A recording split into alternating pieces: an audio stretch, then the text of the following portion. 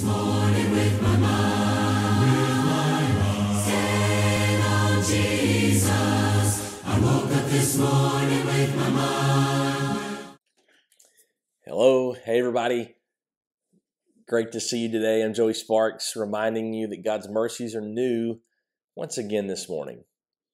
In Acts chapter 9, when we read about the conversion of Saul, would you believe there's some initial pushback from Christians? First, you see that Ananias has a little pushback when he's told to go study with Saul.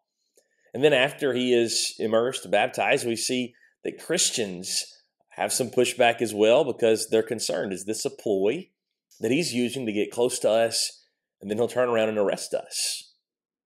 The text then tells us that after many days, the Jews plotted to kill him. So listen to that.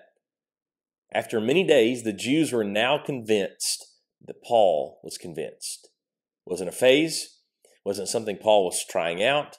This was a complete change for him. And now it was beginning to be costly.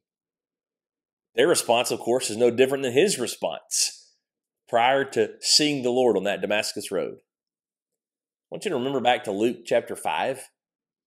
Jesus compels Matthew to follow him, and when he does, it changes how he treats people. He has those other tax collectors in his house, and he invites Jesus to eat with them. He's trying to invite them to a life of righteousness to follow him. What you see now is that Saul has seen the Lord, and he has become a Christian, and he's now changed how he sees and treats people. See, this enemy of Christians has become a Christian.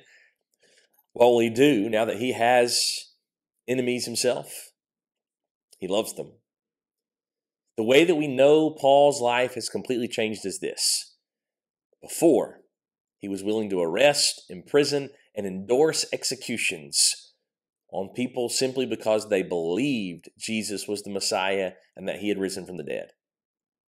But now, when others are attempting to kill him, he's trying to convert them.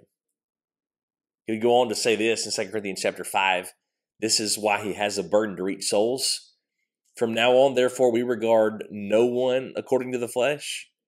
Even though we once regarded Christ according to the flesh, we regard him thus no longer. He says, I see everyone as a soul. Now, because that changed when I saw Christ differently. I thought he was just another guy claiming to be a Messiah. I thought he was an imposter, a false teacher. But now I see the spiritual side of the work of Christ, and that causes me to see every person as a soul. So now there's a massive change in doctrine with Saul, no doubt. But that change has brought about another massive change in that how he sees others and treats others. Jesus did not come to keep us from having enemies. He came first so that we would no longer be his enemy, God's enemy. But he also came so that we would be the ones to love our enemies and thus introduce them to Jesus himself. We thank you for your time this morning.